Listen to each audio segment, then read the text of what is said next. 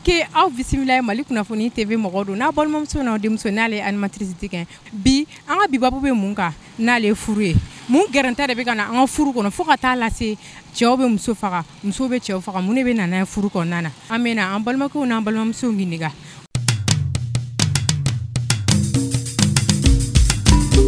Ne fa e bɛ se ka dɔɔni fɔ an ye sisan furu kɔnɔna na mun bɛ ka na ni fagali ye fo ka a kɔlɔlɔ lase o ma cɛw bɛ muso faga musow fana bɛ cɛw faga mun de bɛ na n'a kɔlɔlɔ ye. Bon ni côté an bɛ se ka dɔɔni fɔ yala ni ala ka diɲɛ ala sago i sago parce que sisan furu kɛcogo o de bɛ na n'a ye quoi bon an sisan cɛw an bɛ furu kɛ an t'a ɲɛɲini parce que mɔgɔ dɔw bɛ yen i furu ɲɔgɔn tɛ bon yanni k'a ɲɛɲini i bɛ don a la ten parce que ko a tigilamɔgɔ cɛ ka ɲi forme ka ɲi donc an bɛ se ka don a la ten k'a fɔ an k'a ɲɛɲini nin ye karisa ye karisa bɔkolo ye nin karisa ninnu ka danbe ye nin o tɛ ɲɛɲini donc o de bɛ na n'a gɛlɛya ye kosɛbɛ bon e bɛ furu kɛ o kɔnɔna na a bɛ taa se yɔrɔ dɔ la i b'i yɛrɛ ɲini ka segin a kɔnɔ quoi donc o de bɛ furu caman gɛlɛya i y'a faamuya bon muso ɲuman bɛ yen cɛ fana ɲuman bɛ yen i y'a ye donc o de do ka fɔ ne ɲɛna aw ye quoi awɔ bon ne bɛ conseil min di o de ye musow u ka sabali den tɛ se ka barika ni furumuso tɛ n'i y'a mɛn u b'a fɔ ko den dilan usine o ye musow de musow ni furula e de kan ka muɲu ka sabali bon an yɛrɛ dun bɛ jamana min kɔnɔ bi n'o ye silamɛya jamana ye muso bɛ furu fo 4 de donc n'a fɔra ko dɔ bɛ fara i kan e kan'o kɛ kɛlɛ ye i kan'o kɛ dusukasi i kana cɛ girin kana cɛ tɔbɔtɔ i kan ka muɲu ka sabali aw ka fara ɲɔgɔn kan o de ka ɲi hɛrɛ b'o de kɔnɔ n'i yɛrɛ y'a jateminɛ bi jamana in kɔnɔ bi i tɛ président si ye i tɛ maaba si ye ko u ka mɔgɔw ko a fakɛ ma muso caman ta donc fakɛ bɛ muso caman ta dɔ de bɛ tɔɔrɔ muɲu bon woloden barikaman bɛ bɔ o la quoi voilà donc an ka jamana danbe yɛrɛ ye muso caman furu de ye jamana yɛrɛ ka taabolo ye bon silamɛya yɛrɛ fana y'o de yira ala de ko muso ka ta fo 4 ni muso kelen taara e ko dɔ tɛ fara i kan o tɛ taabolo ɲuman ye dɛ wa o sariya t'an bolo yan fanga y'a yira a ka ta 4 silamɛya fana y'a yira a ka ta 4 donc n'a ma kɛ ten a man ɲi quoi muso yɛrɛ ka ca a bɛ ten voilà o de kun do.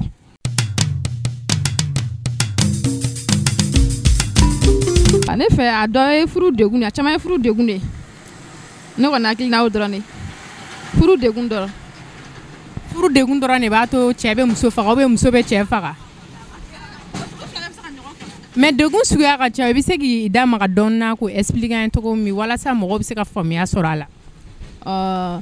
ni cɛ min dɔn ni muso ka charge wa a bɛ se ka kɛ muso bɛ ni bɛ tɔɔrɔ a bɛ se ka ko dɔw ta ka cɛ sɛgɛrɛ wa a bɛ se ka ni muso fana bɛ se ka ko lankolon dɔw kɛ bɛ digi cɛ la cɛ fana bɛ se ka kojugu dɔw ta ka muso sɛgɛrɛ.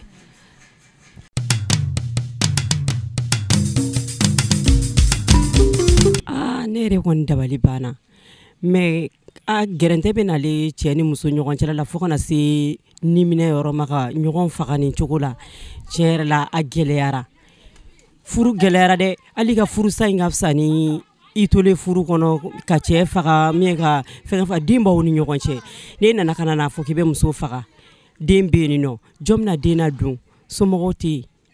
a ma nɔgɔn bon donc an ma laɲini de kɛ sisan nɔ ala ka kisi ni tanga k'an bɛɛ lajɛlen ala ka hakilina ɲuman d'an bɛɛ lajɛlen ma ne kɔni ka laɲini tɛ dɔwɛrɛ ye an kɔni ka fagali ko in bɔ a la n'i bɛ se ka furusa a ka fisa ɲɔgɔn faga ye k'a fɔ furusa in ka fisa ɲɔgɔn faga ye bon dusukasi de don wa fɛn kelen pe min don wa mɔgɔ si ma kɛ ala ye k'a dɔn n'i nana ka na fɛn o fɛn fɔ u ye juru min sɔrɔ a bɛɛ la donc an bɛ hakilina dɔrɔn de di ala ka hakilina ɲuman d'an bɛɛ lajɛlen ma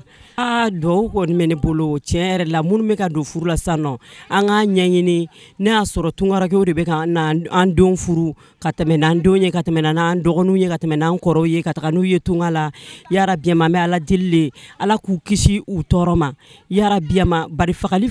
kɔlɔlɔ ma yen nɔ fagali yɛrɛ tɔgɔ man di n b'i faga yɛrɛ tɔgɔ man di fɔlɔ kuma tɛ ka i fɛ mɔgɔ faga donc an bɛ duwawu de k'u ye yara biyama ala k'u kisi mɔgɔ fagalaw tɔɔrɔ ma ala k'u kisi mɔgɔ jugu tɔɔrɔ ma an kɔni bɛ duwawu k'o de la awɔ ala k'aw bolo mɛn aw ka baara la se yɛrɛ n cɛni baraji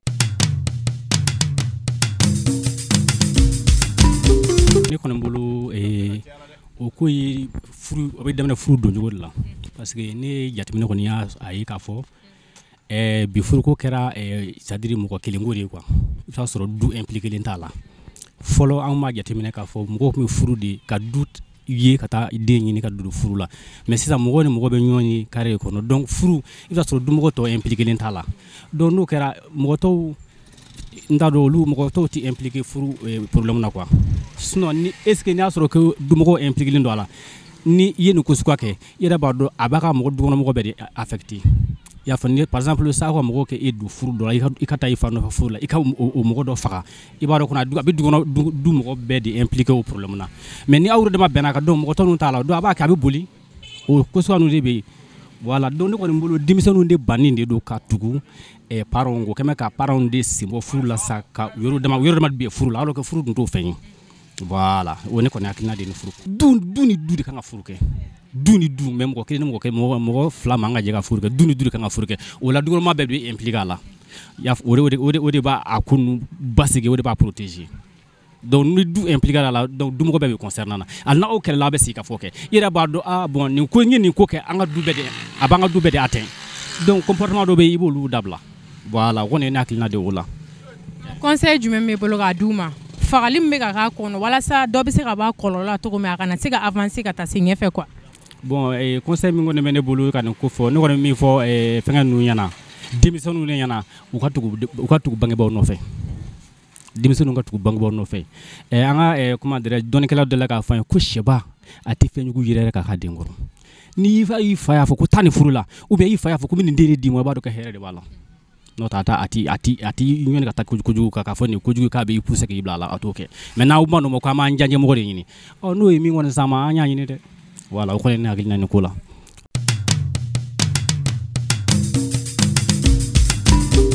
sisan min bɛ nana ye o ye degun de ye sisan baara tɛ yen muso caman bɛ yen a bɛ cɛ girin de ko f'a ka na ni nansɔngɔ ye ou bien a ka na ni ko wɛrɛ ye muso ka dépense yɛrɛ ka ca bi in na bon n'i m'a sɔrɔ muso bɛna kuma min sababu k'a f'u ye n'i ma t'i yɛrɛ faga i bɛ se ka muso yɛrɛ faga bi diɲɛlatigɛ la an bɛ dugawu kɛ dara ala ka bɛɛ kisi gɛrɛgɛrɛ ma ni fantanya ma jamana bɛ yɔrɔ min na an bɛɛ bɛ dugawu kɛ de ala ka se ka jamana basigi n'o tɛ kɔni an bɛ yɔrɔ min na musow de bɛ k'an bila ko caman na cɛ caman bɛ taa suɲɛni kɛ a bɛɛ ye musow de nɔ ye. tɔgɔ di musow nɔ. e tɛ se ka min sɔrɔ n'i ko i cɛ ma a ka nana ye diyagoya a bɛ kɛbali kɛ ou bien. o kuma ye cɛ mais est ce que muso bɛ se ka cɛ mara n ko cɛ de muso furu. bon cɛ de ye muso furu mais sisan muso an bɛ yɔrɔ min na sisan muso de a kɛra comme olu de b'a fɔ k'u ye cɛ furu sisan muso hali kɔɲɔyɔrɔ la e yɛrɛ ɲɛ tɛ kow la musow bɛ koba min kɛ est ce que cɛw b'a kɛ. cɛw ta. bon an bɛ yɔrɔ min na sisan musow de bɛ ka cɛ kulonkɛ diyagoya cɛ ka kojugu kɛ muso ko i ka na ni sanu ye i ka na ni bazarisi ye u bɛ pariw la a ko a ma nɔgɔn.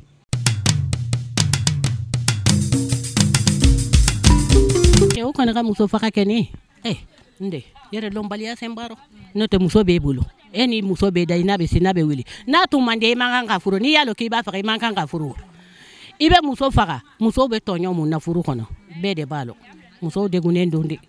i bɛ denmisɛnnin furu sisan hali n'a sɔn a t'a sɔrɔ dumuni ka gɛlɛ fɛn bɛɛ ka gɛlɛ dunadɔtigɛ k'o bɛ gɛlɛyara e ma n'o furu ka taga n'o ye n'o ko k'a bɛ fɛn o fɛn k'e bɛ tila tuguni ka n'o faga kɛlɛya bɛ dɔw bila a la awa degun bɛ dɔw bila a la parce que cɛ ninnu fana u tɛ ɲuman kɛlɛ cɛw tɛ ɲuman kɛlɛ cɛ yɛrɛ de ma ɲi sisan nɔ de parce que cɛ ninnu filɛ ni n ko ko n bɛ kuma cɛw ka tɛ ban fɔ la koyi cɛw mana na lu kɔnɔ u bɛ bɔ kabini tɔgɔ min muso bɛ lu kɔnɔ a degunnen bɛ hɔrɔma t'a kan a tɛ hari a da dumuni dɔw tɛ hari dumuni sɔrɔ a rɔ u yɛrɛ de bɛ taa dumuni ŋini u yɛrɛ u yɛrɛ de b'u yɛrɛ ka fɛn bɛɛ cɛ mana wuli o rɔ tuguni ni muso kumara a fɛ a t'a di a la hari anw yɛrɛ ka farada la dɔ ye dɔw faga yen nɔ fosi tɛ o bɛ amisardini yɛrɛ de la a tagara dɔrɔn k'a fɔ k'a taara amisardini kara yɔrɔ la ka muso sɔrɔ la dɔrɔn ka muru turu a rɔ k'a faga ko o ma taga o la k'o taara kamalen tigɛ de la k'a sɔrɔ a bɛɛ tɛ kamalen tigɛ ye kamalen tigɛ dɛ a taara ka kara yɔrɔ de la ka na n di n tɛ se k'a bɛɛ ɲɛf'i ye ni ko ko n b'a bɛɛ fɔ dɔrɔn a ma nɔgɔn de ça fait min don dɔrɔn furu wulila cɛ ni muso aw ka ɲɔgɔn dɛmɛ aw ka ɲɔgɔn sutura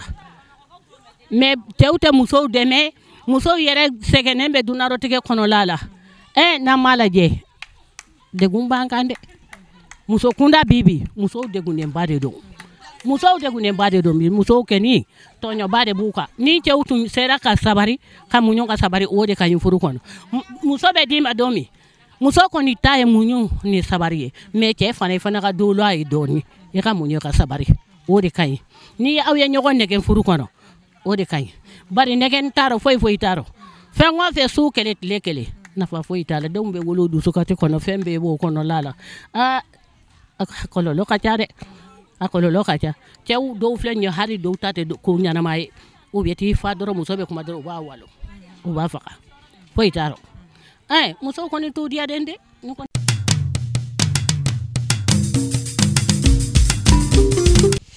ni ne tun bɛ dasigi an ka bi micro territoire la na aw ye faamuya caman sɔrɔ a la musow ye hakilina di cɛw ye hakilina di aw minnu fana sigilen don na aw fana bɛ ka an filɛ aw fana ye caman sɔrɔ a la aw minnu bɛ ka an filɛ ni wagati in na hakilina min b'aw bolo aw fana bɛ se k'o dɔ da anw ma an ka commentaire jukɔrɔ ni k'a partager k'a commenter aw bɛ gros bisous aw bye bye